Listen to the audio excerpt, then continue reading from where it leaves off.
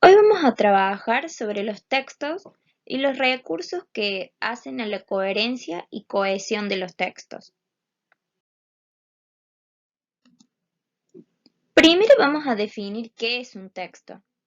Un texto es una unidad de significados que está formada por oraciones y párrafos relacionados entre sí, pero no cualquier oración o conjunto de oraciones forman un texto. Para ser considerado texto, tienen que cumplir dos condiciones: la coherencia y cohesión.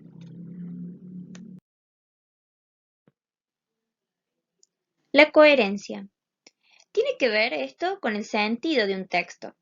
Se dice que un texto es coherente cuando tiene sentido, es decir, cuando todas las partes, todos los párrafos se relacionan con el tema general del texto. Pero ¿cómo tiene que ser un texto para que digamos que es coherente?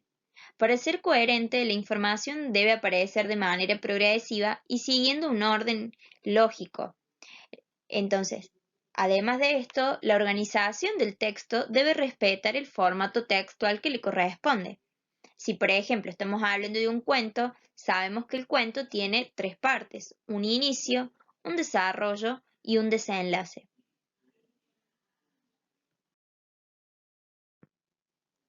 Ahora vamos con la cohesión textual. La cohesión es un recurso que nos permite ver cómo se enlaza una idea con otra en un texto. Para eso se logra con elementos gramaticales que se relacionan entre sí. Por ejemplo, uno de los recursos es la repetición de palabras. Vamos a ver el siguiente ejemplo. El whisky no contenía veneno. El agua que se agregó al whisky también era pura. Entonces, podría haber dicho, o sea, puedo haber utilizado whisky, pero de manera repetida, o puedo usar palabras que por su significado se relacionen con el texto. Whisky podría haber dicho bebida, o vaso, o copa. Otro recurso es el uso de distintas palabras como conectores, pronombres, sinónimos y antónimos, entre otro tipo de palabras, que a continuación los vamos a ir viendo. Los pronombres son palabras que no tienen un significado fijo en un texto, sino que su significado se determina por el contexto en el que van apareciendo. Dentro de un texto, los pronombres se refieren a otras palabras y toman el significado de ellas. Por ejemplo, la coartada de los tres hermanos de la suicida fue verificada. Ellos no habían mentido. Ellos se refiere a los tres hermanos, ¿sí? Ahora, sigamos con los pronombres. Hay distintas clases. Están los pronombres personales, que los podemos ver en pantalla, los pronombres posesivos y los demostrativos. Como ven en el cuadro, los pronombres personales se van clasificando de acuerdo a la persona: en primera persona, en segunda persona y en tercera persona. En primera persona nombra al hablante, es decir, a quien está hablando en ese momento. Si es en singular, me puedo referir al yo, al mí, y si es en plural, al nosotros. En la segunda persona nombra al oyente, es decir, a la persona que escucha. Si es en singular, el tú y el vos, por ejemplo, y el plural, vosotros. En tercera persona nombra a las personas o cosas de las que estoy hablando. En singular me voy a referir al él, ella, ello, entre otros. Y en plural, los, las, les, entre otros. Ahora sigamos con los pronombres posesivos. Estos no indican la relación de posesión o pertenencia con las personas gramaticales. Por ejemplo, el mapa es suyo.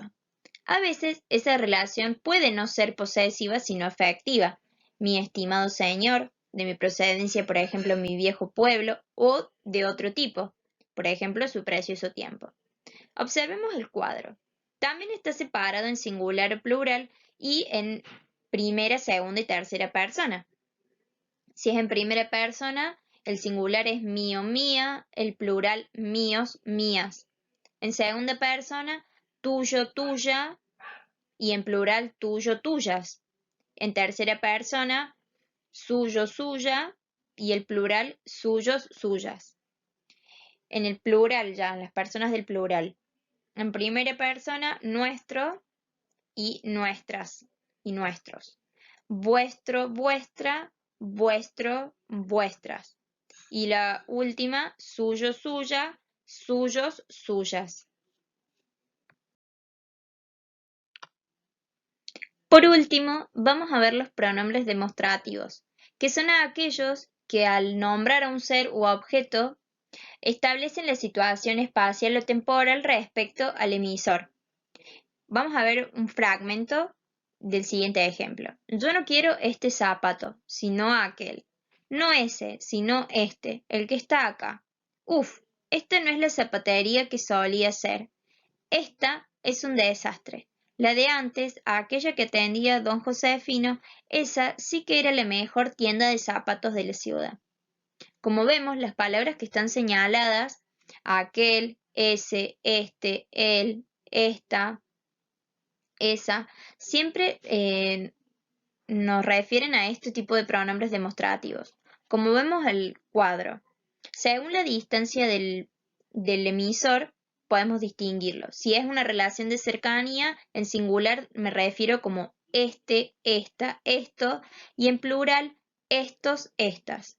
Si es con distancia indefinida, ese, esa, esos, esas. Y si es de lejanía, aquel, aquella, aquellos, aquellas.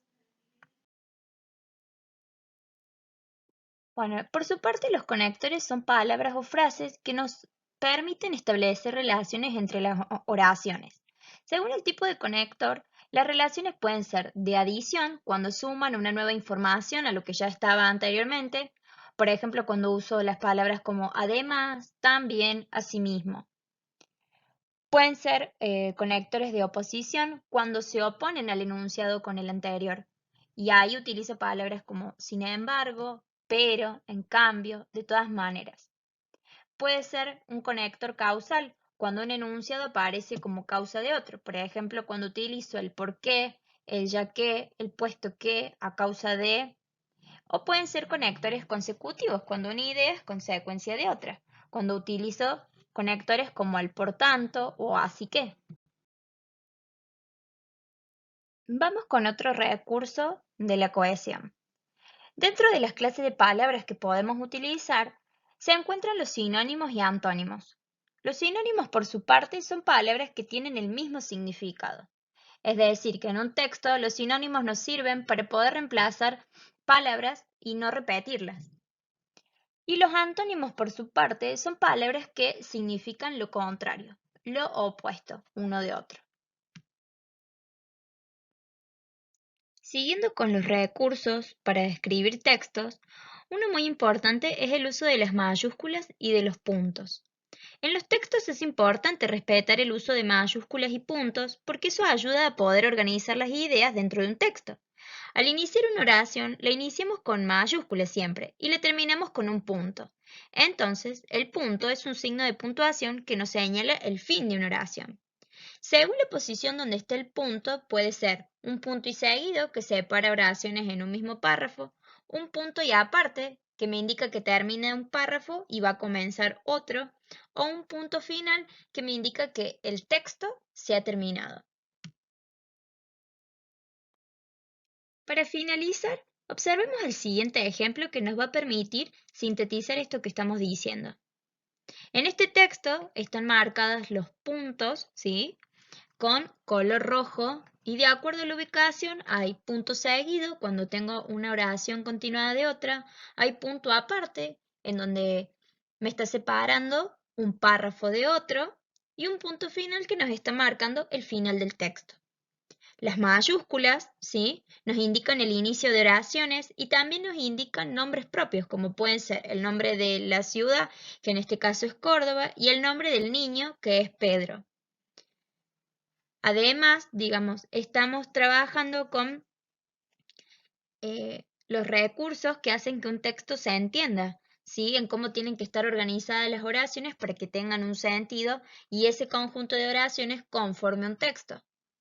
Con esto Finalizamos acá la explicación en lo que refiere a la coherencia y la cohesión.